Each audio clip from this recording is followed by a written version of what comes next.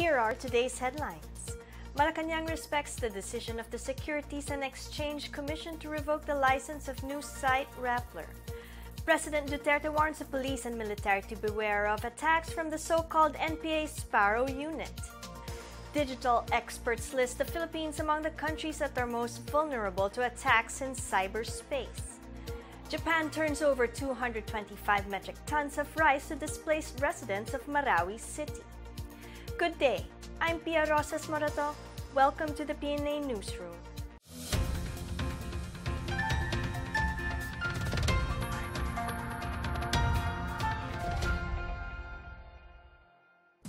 Malacanang respects the decision of the Securities and Exchange Commission to revoke the registration of Rappler.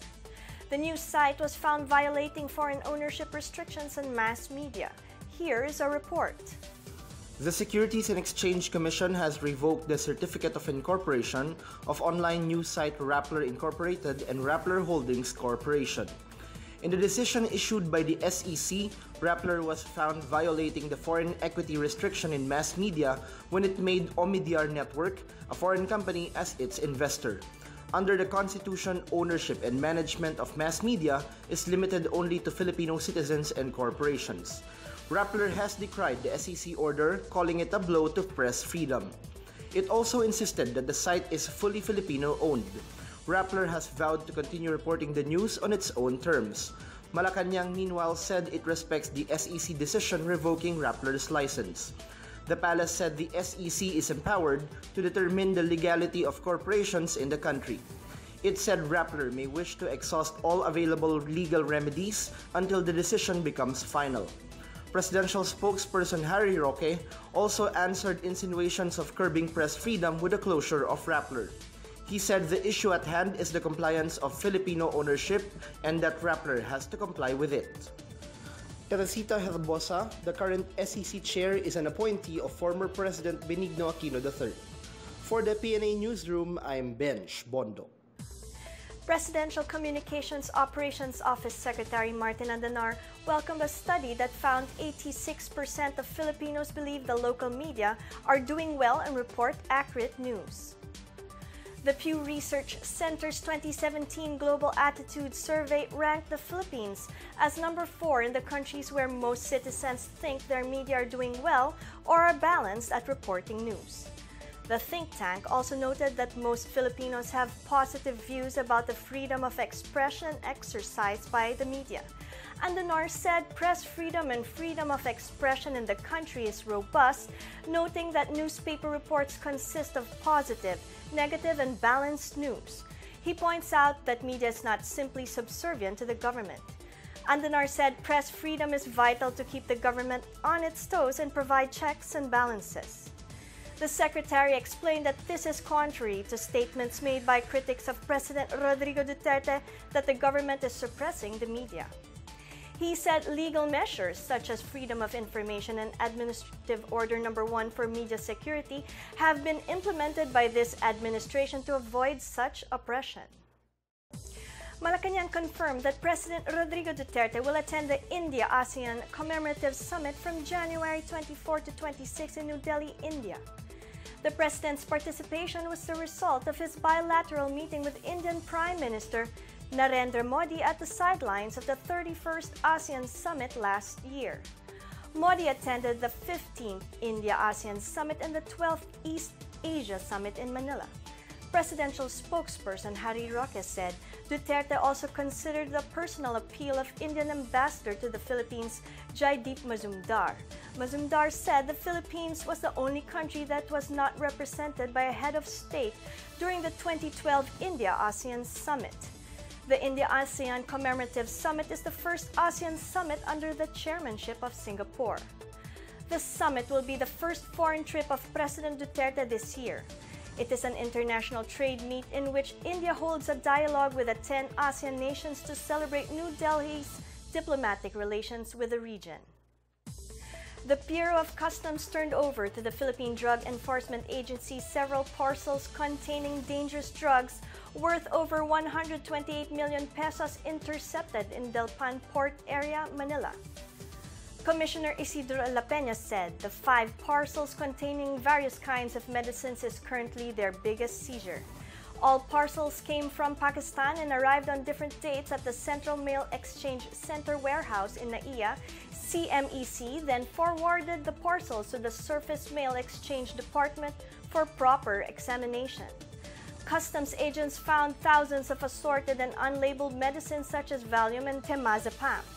The drugs were seized in violation of pertinent provisions of the Customs Modernization and Tariff Act in relation to the Comprehensive Dangerous Drug Act. The customs chief noted that the consignees will also face charges for unlawful importation of various pharmaceutical products. Landslides and flooding in the towns of Compostela Valley caused by intermittent rains brought by the tail end of the cold front left 4 persons dead and displaced 269 individuals. Special Operations Officer Raul Villosincos reported 4 persons died when landslide occurred on Sunday night in Purok, Bulawanon, Barangay Tandik, Maragusan. Villosincos said the bodies were recovered after 2 hours by the barangay rescuers. Meanwhile, a total of 269 individuals or 72 families have been evacuated by the government to 5 schools as evacuation centers located Mabunturan town. A preemptive evacuation was implemented by the local government. Classes in all levels in the municipalities of New Bataan, Nabunturan, Mawab, and Compostela are suspended due to bad weather conditions. Villosincos said Montevista Town already activated its incident management team while other municipal disaster teams continue to monitor the situation. Petroleum firms increased pump prices on Tuesday. Philippine Shell, Petron, Sea Oil PTT Philippines, and Eastern Petroleum implemented adjusted prices at 6 a.m. on January 16. Gasoline went up by 80 centavos per liter, diesel by 55 centavos, and kerosene also by 55 centavos. Meanwhile, the additional fuel excise taxes under the first tranche of implementation of the train law will be 2 pesos and 97 centavos per liter for gasoline, 2.80 per liter for diesel, and 3.36 for kerosene. An increase of 1 peso and 12 centavos per kilogram is also expected for liquefied petroleum gas. The Department of Energy noted that some service stations have already implemented the new excise taxes.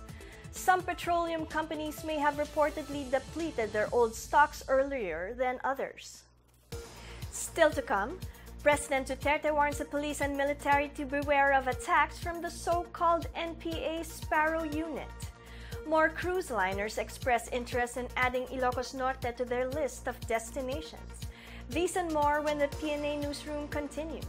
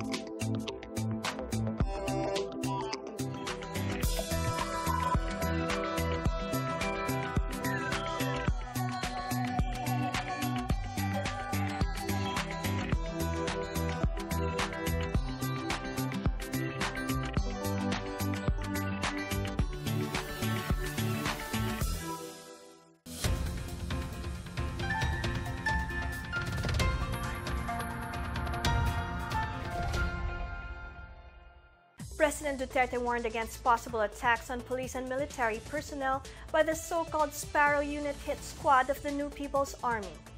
Security forces are also on the lookout for other attacks by the communist rebels. Here's our report. President Rodrigo Duterte warned members of the Philippine National Police to watch out for the return of the new People's Army Hit Squad or the so-called Sparrow Unit. The NPA Sparrow Squad earned their notoriety in mid-70s till the early 80s. Duterte hinted at the possible intensified activity of the Sparrow Unit, especially with the cancellation of talks between the government and the Communist Party of the Philippines, NPA National Democratic Front.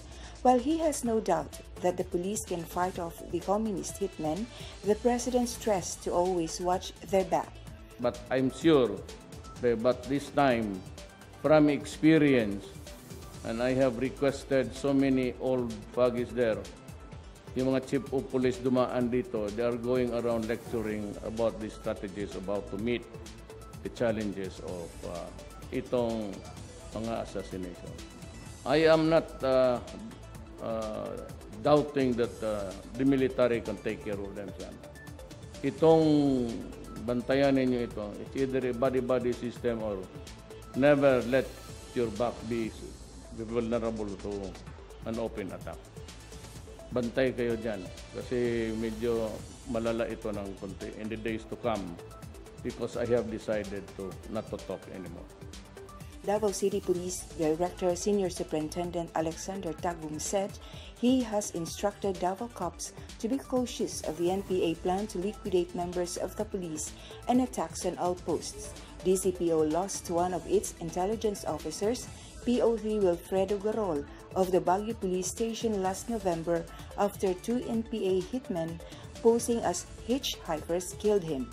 The Army's 10th Infantry Division and the Police Regional Office 11 intensified security operations in Davao Region following the killing of Garol.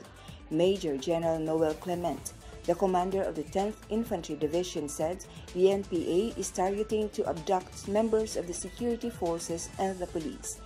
PRO 11 Director Chief Superintendent Manuel Garlan had been alerting all city, municipal, police stations, and provincial offices to preempt NPA activities. For the PNA Newsroom, I'm Lilian Melihor. The Department of Foreign Affairs launched its Passport on Wheels project in Las Piñas with at least 2,000 passport application slots open to registered and walk-in applicants. DFA Secretary Alan Peter Cayetano said they want to use the project and double capacity from 9,000 a day to be able to process 18,000 applications. Once this goal is achieved, the official said online passport application waiting time will decrease to at least 1 month. Initially, the project is aimed to deliver passport services to different locations in the National Capital Region not currently served by DFA's 6 mall-based consular offices. The Passport on Wheels will be next introduced in Manila and Clark, Pampanga. Cayetano said that they will assign units to Central Luzon next week, aside from those exclusively for Visayas and exclusively for Mindanao. Registration for the Passport on Wheels is done through the local government unit upon announcement of the DFA. Walk-in applicants will also be able to avail this service. The Philippines is listed among the countries that are most vulnerable in attacks in cyberspace. Data experts say Filipino online behavior is risky and unaware of the dangers in the internet. Here's our report. Digital technology experts said the Philippines is the most attacked country in cyberspace in Southeast Asia and the 10th in the entire globe. These facts were revealed by digital technology expert Reynaldo Lugto, member of the Advisory Board of Business Network Global Chamber, Manila. Data from the United States Federal Bureau of Investigation enumerated Canada as the most attacked, followed by India, United Kingdom, Australia, France, Brazil, Mexico, China, Japan, and the Philippines. Filipinos are, however, quite not prepared for cybersecurity threats, as the country ranks 37th out of 193 countries in the recent Global Security Index on cybersecurity preparedness. Lugto pointed out that the behavior of Filipinos makes them very vulnerable to online attacks. Global Chamber Manila is set to hold a one-day convention called a Forum on Cybersecurity and the Internet of Things on January 31 at the Enderun College in McKinley Hill, Taguig City, which is aimed at making people aware of the dangers on the Internet. Colin Christie, Executive Director of Global Chamber Manila, said the forum will be top-billed by cybersecurity expert Mark Goodman, author of the best-selling book Future Crimes. Goodman will discuss the many technological advances of the cyber world and its many pitfalls. The business group expects more than 250 representatives from both the public and private sector, including government officials and members of the academe, to attend the event. For the PNA Newsroom, I'm Chris Mundo. The Boracay Tourist Assistance Center, or BTAC, reiterated that only those who have permits from the local government of Malay will be allowed to build sand castles at the island. BTAC Chief Senior Inspector Jose Mark Gesulga said the police are cracking down on illegal sand castle makers pursuant to a local ordinance. Gesulga said the operation aimed to prevent cases of theft and salisi at the most crowded beach on the island. The stricter implementation of the regulation was also due to reports of extortion involving sand castle makers charging tourists excessively. Gesulga said the regulation also aims to stop the illegal practice of using kerosene lamps as an added decoration for sand castles at night. Based on the ordinance, sand castle builders shall pay 100 pesos per square meter per day for the space utilized and should not exceed 5 days. Violators will be made to pay 2,500 pesos for the first offense. For the second and subsequent offenses, violators may also face no less than 30-day imprisonment. Cruise tourism in Ilocos Norte is slowly picking up with the entry of more boats wanting to explore its natural and man-made wonders. Florida-based cruise line Royal Caribbean International, along with other small boats, have expressed interest to include Ilocos Norte in their travel itinerary. This as Superstar Virgo, a Leo-class cruise ship owned and operated by Star Cruises, has continued to bring in tourists here since March last year. The Superstar Virgo docked on Sunday at the privately owned Omnico Natural Resources Port with over 1,300 passengers on board. This is the second winter call in Ilocos Norte of the cruise line since its first arrival in 2017. While the Ilocanos are eager to welcome more visitors, Governor Amy Marcos hopes that the cruise line industry will be sustained. The governor is particularly concerned on the safety of visitors and the provision of win-win solutions to encourage more visitors or investors in the province. The Cunimao Seaport, managed by the Philippine Ports Authority, is apparently not ready yet to accommodate bigger ships due to its shallow waters. Up next, Japan turns over 225 metric tons of rice to displaced residents of Marawi City. Silvercraft remains to be a valuable industry in Baguio City. These and more when the PNA Newsroom returns.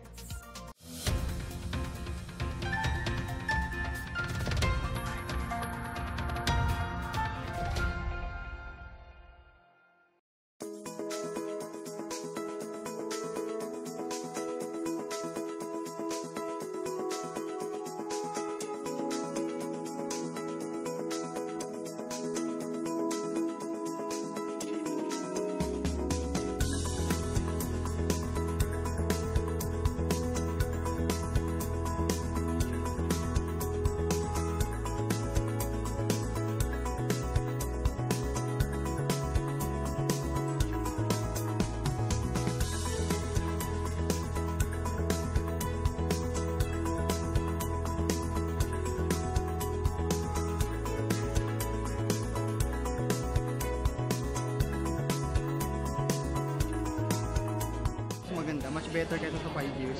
Full support naman kami sa Duterte administration. Sana sa ibang sa iba pang mga katulad nito, mas matagal na rin yung validity. For us millennials na mahilig mag-travel, hanggang sa pagtanda namin, pag nagkatrabaho kami, magagamit pa rin namin. We have removed 50,000 bogus appointments last year.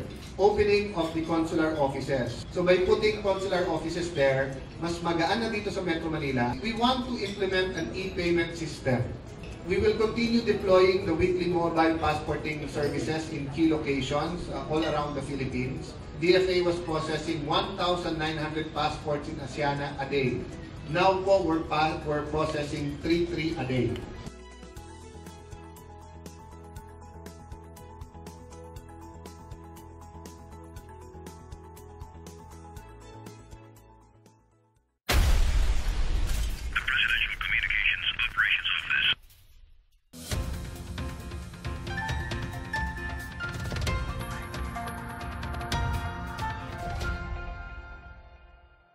Japan donated over 200 metric tons of rice to be given to the residents displaced by the conflict in Marawi City. The Department of Social Welfare of Development is set to distribute the rice to evacuation centers in northern Mindanao. Here's our report. The Japanese government turned over 225 metric tons of rice for the internally displaced persons of Marawi City through the Tier 3 program under the Association of Southeast Asian Nations, plus 3 emergency rice reserve. A total of 7,500 sacks of rice with 30 kilos each will be distributed to the IDPs staying in evacuation centers in northern Mindanao through the supervision of the Department of Social Welfare and Development. The donation was handed over by Minister for Economic Affairs Makoto Iori from the Embassy of Japan in the Philippines and General Manager Chanpithia Shimfali of APTER to National Food Authority Administrator Lieutenant Colonel Jason Aquino and DSWD Undersecretary Luz Viminda Ilagan during the turnover ceremonies at Mahad Markazi Evacuation Center, Baloi, Lanao del Norte. In partnership with NFA, Ilagan assured that DSWD will make sure that the donation will really reach the IDPs. Representing Marawi City Mayor Mahul Gandamra, Sultan Kamid Gandamra gave the message of thanks, rest assured that this occasion will forever be in their hearts and memories of their people, he said. The local government of Baloi, which has been hosting about 9,000 displaced families of Marawi, also presented a token of appreciation and recognition for the support of Japan and APTER. Salima Salik, among of the beneficiaries, also expressed her gratitude for the continuous assistance given to them. To recall, the Japanese Prime Minister Shinzo Abe made a commitment about this donation during the ASEAN Plus 3 Summit held last November 14, 2017. This initiative is also part of the efforts of President Rodrigo Roa Duterte in his intensive efforts to create a solid and strategic partnership with Japan. For PNA Newsroom, Sweet Lukman, Philippine Information Agency. Vietnam will start releasing next month mosquitoes laced with the natural bacteria Wolbachia, which is capable of preventing Aedes aegypti mosquitoes from becoming infected with dengue virus. Vietnam's health ministry said Wolbachia-laced mosquitoes will be released in central Cao Hoa province in 12 to 18 weeks starting in March. In 2013 and 2014, a research group from Vietnam's National Institute of Hygiene and Epidemiology and Australian scientists spread Aedes aegypti mosquitoes laced with Wolbachia and then released them on a trial basis on Trinidad Island. Since 2014, no dengue fever outbreaks have been detected on the island. When male and female Aedes aegypti mosquitoes with Wolbachia are released over a number of weeks, they then breed with a wild mosquito population, passing the bacteria from generation to generation. Mosquitoes with Wolbachia are less able to transmit diseases to people, so the risk of outbreaks in these areas is reduced. Vietnam recorded 175,800 dengue fever patients, including 38 fatalities and 39 Zika sufferers last year. Dexter Kid Mama Alimento of Iligan City will be vying for the vacant WBO Intercontinental Light Flyweight title against Jingxiang on January 20 at the Shenzhen Baoan District Sports Center in Shenzhen, China. Alimento previously stopped Rogan Flores last October 15 at the Robinson's Place in Iligan City. Alimento won the WBC Youth World Minimum Weight title in 2016 against Nat Typhon Chai Udom in Chiang Rai. He fought but lost for the vacant WBC International Minimum Weight crown by unanimous decision against DJ Kriel last year in Kempton Park. Siang, on the other hand, has won his last 5 fights with 2 knockouts. Siang pummeled Nattapol Wongzui to submission via a second-round technical knockout last September 29 in Thailand. Also pitted in the same card is the title defense of WBC Asian Boxing Council Continental Super Lightweight King John Fox Ruba of Indonesia against Baishanbo destroyer Nasiwula of China. The 24-year-old Ruba won his title by stopping Joffrey Garcia of the Philippines last September 30 in Indonesia.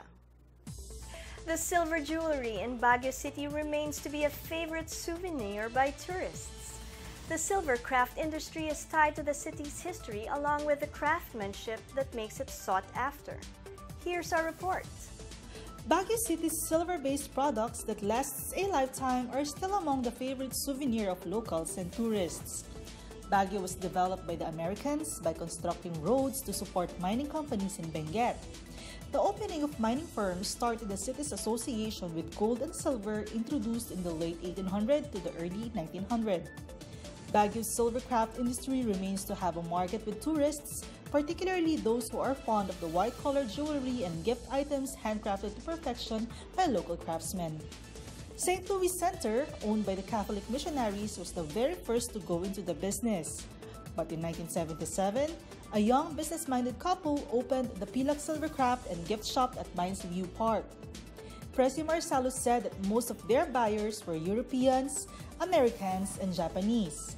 There were also Chinese, Canadians, and other nationalities, with former First Lady Imelda Marcos personally marketing locally produced goods.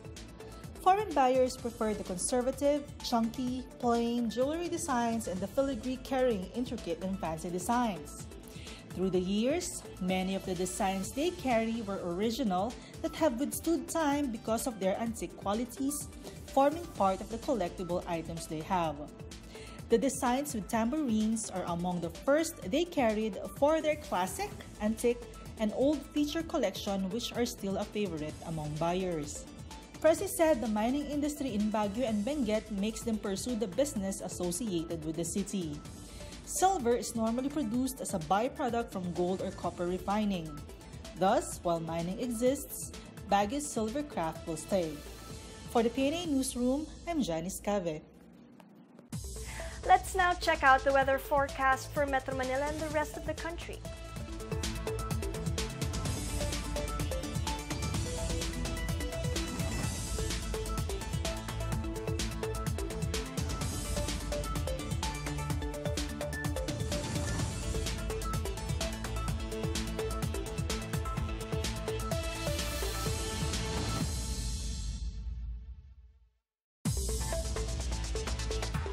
The number of families affected with a series of phreatic explosions and lava flow spawned by Mayon volcano has now climbed to 5,318 as of 2 a.m. Tuesday.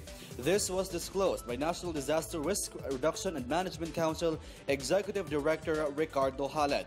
The affected families are from 25 barangays in Kamalig, Ginubatan, Ligao City, Daraga, Tabaco City, and Malilipot. Families being served in 18 evacuation centers are now placed at 4,134, while families being aided outside these facilities are at 1,184. Halad said the NDRRMC Operations Center was placed on blue alert effective 8 a.m. Monday for possible contingencies. NDRRMC spokesperson Mina Marasigan said evacuation of all civilians from the 7-kilometer danger zone had been completed. She added that only police officers are inside the 7-kilometer danger zone to prevent looters and other criminal elements from entering. Law enforcers were also at hand to prevent evacuees from returning. For the PNA Newsroom, I'm Rom Dulfo. Let's take another look at today's headlines. Malacanang respects the decision of the Securities and Exchange Commission to revoke the license of news site Rappler. President Duterte warns the police and military to beware of attacks from the so-called NPA Sparrow Unit. Digital experts list the Philippines among the countries that are most vulnerable to attacks in cyberspace. Japan turns over 225 metric tons of rice to displace residents of Marawi City. Thank you for watching another episode of the PNA Newsroom. To check out these and other stories, visit the PNA website or follow the Philippine News Agency on Facebook and Twitter. And that's your daily dose of the hottest news and the latest information that you need to know from the PNA Newsroom. I'm Pia Rosas Morato. Good day.